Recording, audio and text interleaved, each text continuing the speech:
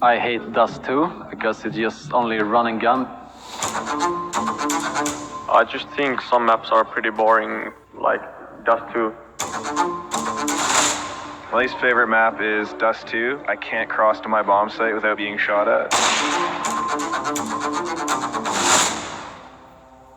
Garrett is going to be waiting. Hiko charges in, doesn't check. Oh, what? Oh my god! Inhuman reactions! On Prim's Flusher in the back lines. He's out of ammo. A knife is out. What's happening? Flusher! He's getting stabbed. He goes down. It's their G-side where they really struggle.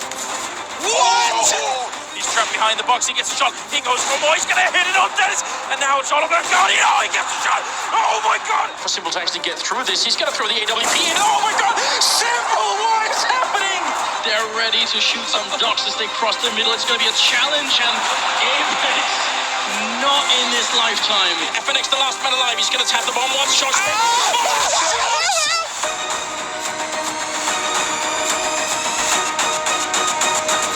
What in his name? Number one in the game. He's done it again.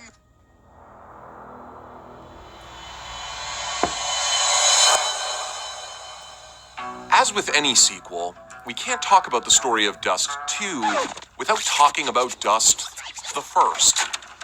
After being unveiled for the first time in November 1999, DE Dust quickly solidified itself as not only Counter-Strike's most popular map, but the one with the craziest origin story. One November, my little brother went out with my mum into the shops and she asked him, Robert, do you want to buy a birthday present for Dave? And he went, yes. And they just happened to pick up Half-Life that day. That evening, my mum told my little brother Robert to just go and hide it, just ready for his birthday. Instead, he tried to install it on the family PC and play it himself, at which point I found out. And from that evening, I was hooked on Half-Life. And that same evening, I found out that Half-Life came with the Worldcraft mapping tool. Dust wasn't the product of a seasoned map maker or a soon-to-be designer at Valve. It was handcrafted by Dave Johnston, a 16-year-old from Suffolk who discovered a Half-Life mod called Counter-Strike and needed something to do on his summer vacation. The mapper in me got interested. I started looking around the files and found cstrike.wad, which was a Counter-Strike texture file filled with all these real-life style textures, brickwork, tiles, concrete, all these things that are different to all the Half-Life textures we've been making maps with up until that time. And so I started making my very first Counter-Strike map that evening. And after catching the attention of the game's co-creators with his first map, CS Tire, Dave was given the objective of creating something new that could launch with Counter-Strike's next beta release. Early on when we were developing, the community feedback would basically color our next beta release. There was so much energy at that time and so many fans who really felt like they were part of the development. People were just submitting so much content. We were getting maps, I don't know, maybe 100 a week. Known for its all too recognizable arches, roadways, and desert aesthetic, Dave's inspiration for DE Dust stemmed from his adolescent obsession with early screenshots of Team Fortress 2 Brotherhood of Arms. Well, they said that they'll hook me up with a texture artist, which happened to be MacMan, aka Chris Ashton. And they said, okay, Chris Ashton will help you make some textures. What do you want? I told Chris Ashton, okay, I want these Team Fortress 2 screenshots. And so I said, okay, please just make these screenshots. And he did. He made perfect facsimiles of these screenshots. And I started copying out the first part of this Team Fortress 2 map that I've seen in these screenshots. And that's how Dust was born.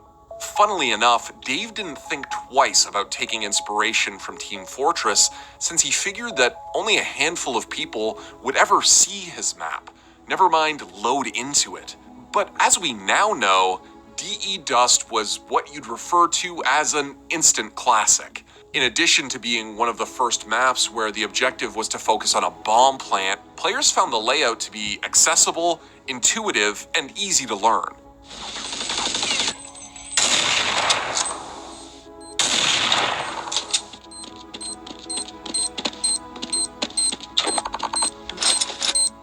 It's pretty good. It's pretty good.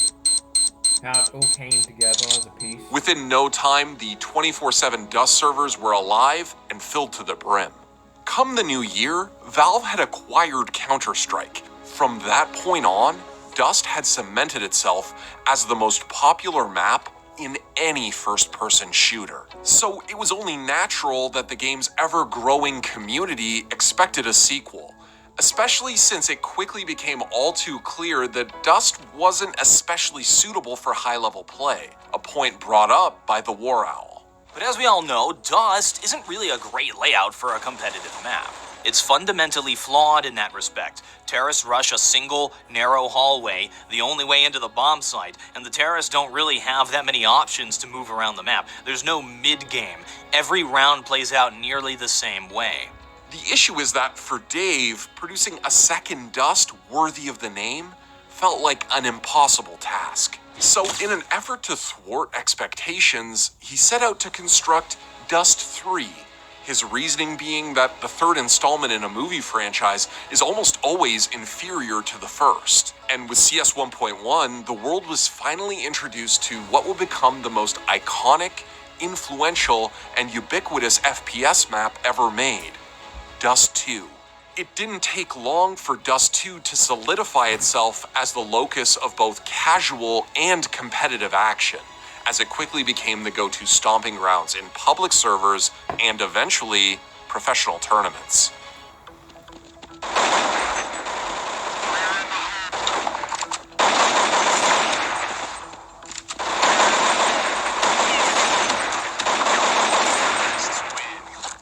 Unlike its predecessor, Dust 2's scrappy yet structured layout was both built and balanced around competitive play. Sure, it lent itself to casual, run-of-the-mill rowdiness, but it was also a place where masters could test their mettle. The layout of Dust 2 is its greatest strength. It is what would become defined as the 4-square layout. Consider a 2x2 square grid, where the edges denote the passageways on the map. Now consider the layout of Dust 2. It almost perfectly follows this design, the only anomaly being short A connecting to the bomb site instead of into the side of long A. This layout gives both teams tactical options. The terrorists can use the middle passageways to rotate between the two bomb sites and find an opening, and fake out their opponents, and the counter-terrorists can rotate between them to try and be in the right position for when the terrorists decide to push. If either team sees an opening, they can push through to take a positional advantage, or end up in a firefight to determine who gets to keep that positional advantage. For over a decade, Dust 2 stood as one of the internet's most recognizable hangouts and a literal second home to counter-strikers across the globe. In addition to teaching newcomers the fundamentals, it engendered some of the hypest highlights this fabled franchise has ever seen.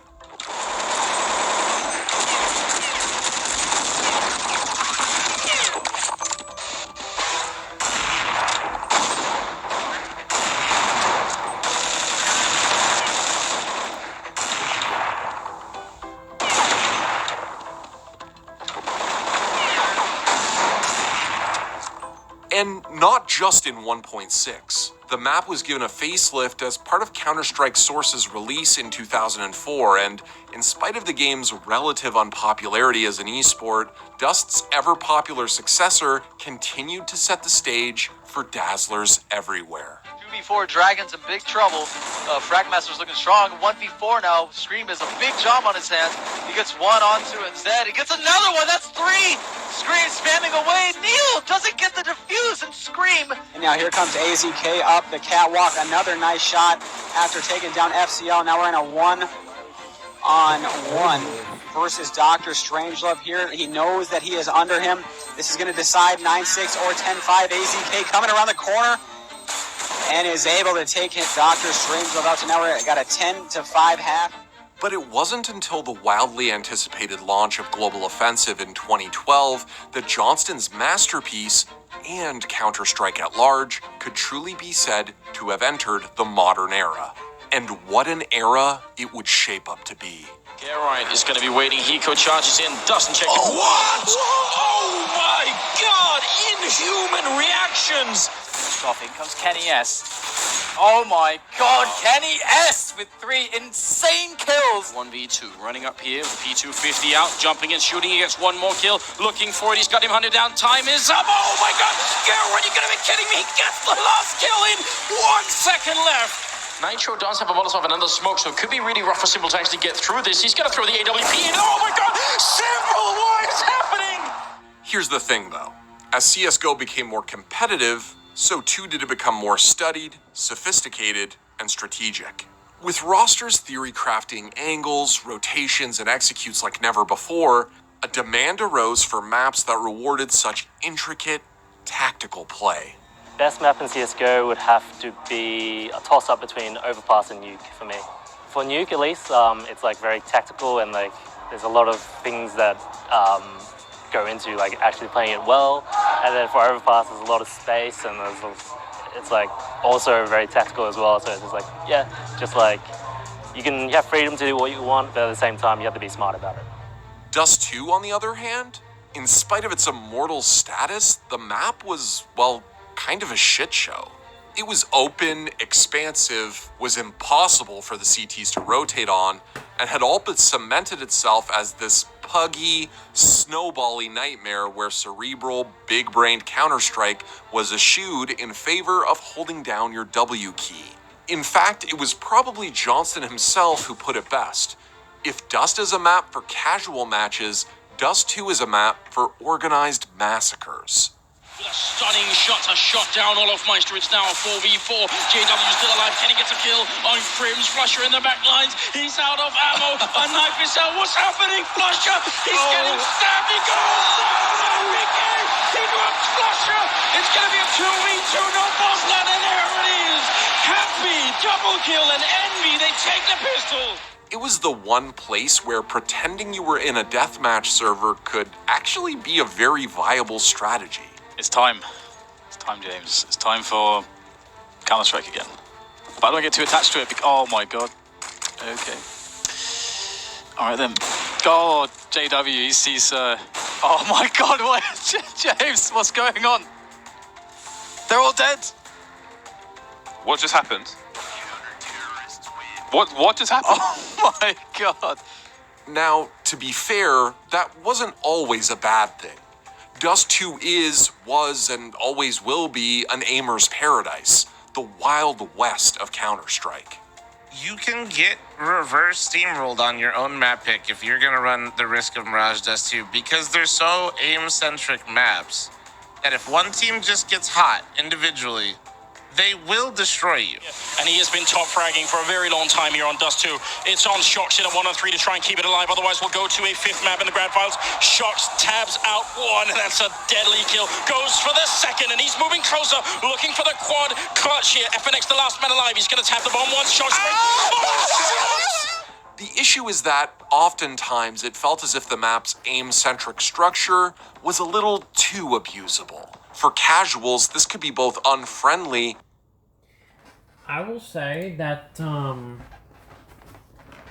Dust 2's been out for a while. I see that there's gonna be new updates and stuff for it. Like, they're definitely gonna bring out something to do with Dust 2. My thoughts, I would say it's kind of a good map because you're not as close to spawn and, you know, stuff like that. But, you know, it is what it is. But yeah, anyway, that's that.